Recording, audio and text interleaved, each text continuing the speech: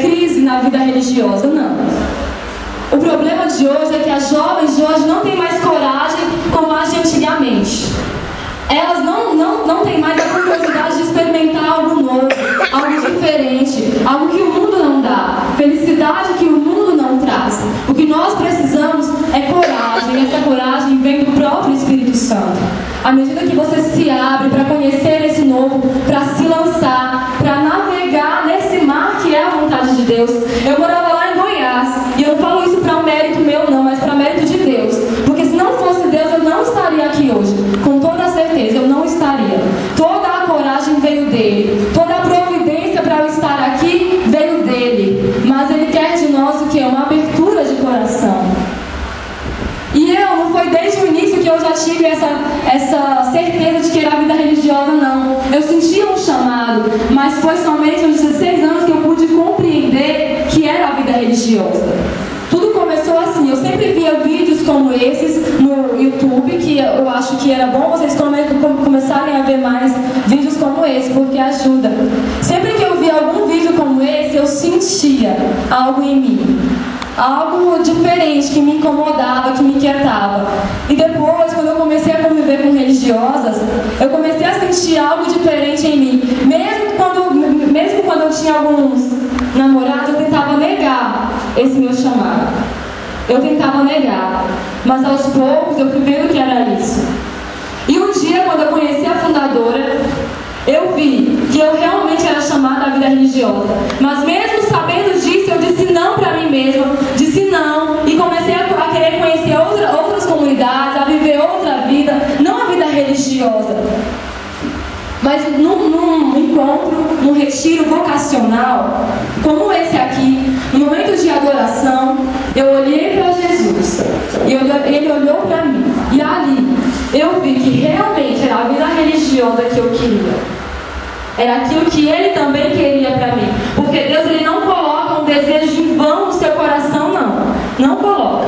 Se você sente, nem que seja um trisquinho assim, já é a voz dele falando. E às vezes a gente não quer ouvir. A gente quer fazer a nossa vontade.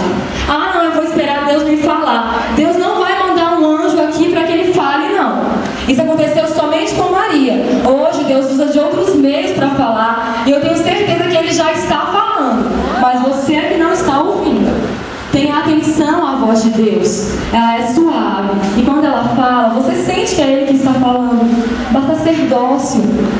Basta conhecer melhor. Porque hoje a gente nem conhece o que é a vida religiosa e já rejeita. E já diz que não quer. Não, ser religiosa? Não, isso não é pra mim não. Mas nem conhece o que é ser realmente. Nem conhece o dia a dia. Nem conhece a mística que está nisso, o grande amor por Cristo. Porque o sentido da vida religiosa é este. É o seguimento de Cristo. É seguir a Ele. Nós nos apaixonamos por Ele, gente. É um amor real, sabia? É um amor concreto. Não fica só naquele sentimento, no emocional, não. É algo real. Que você pode também sentir. Que você pode também experimentar. Tá, e por que usar o hábito? Por que será que as freiras usam hábito? Por quê? Algumas usam, outras já não usam, mas por que as que usam ainda usam? Vocês sabem? Porque o hábito é um sinal de Deus. Aonde quer que você esteja com o hábito, alguém que deve estar longe de Deus, ou que nunca ouviu falar de Deus, essa pessoa vê Deus na sua pessoa, na sua presença.